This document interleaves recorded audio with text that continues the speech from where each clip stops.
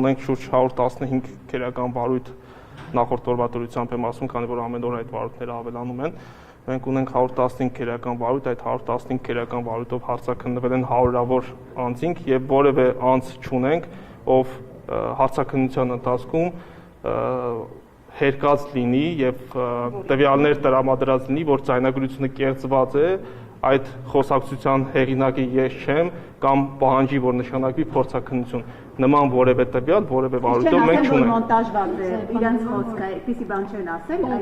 ընդունել են, բայց ասել են, որ հա, մոնտաժված է իրենց խոսքը։ Մոնտաժված ասելով ի՞նչ նկատի ունեք։ Նկատի ունենք մի բառ վերցրել է, կպցրել են մի բառը մոնտաժ։ Ասում ասել է պարտքով փոխտուր մի տեղ ասել է ընտրություններ բերե հավաքել եք, դա է մոնտաժված։ Ես ձեզ հավաստիացնում եմ, որ ձայնագրություն չկա, որևէ հրապարակված ձայնագրության որևէ կտոր չկա,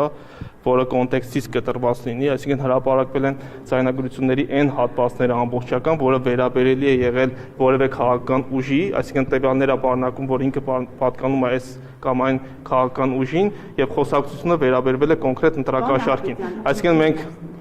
մենք այդ ամեն ինչը ներողություն եմ խնդրում, մենք այդ ամեն ինչը վաղը միսօր բնականաբար ներկայացելու ենք նաև դատարան։ Մենք ունենք ավարտված քերական վարույթներ, 14 քերական վարույթ 54 անձի վերաբերյալ արդեն իսկ ավարտվել եւ մեղադրական եզրակացությամբ հանձնվել է դատարան։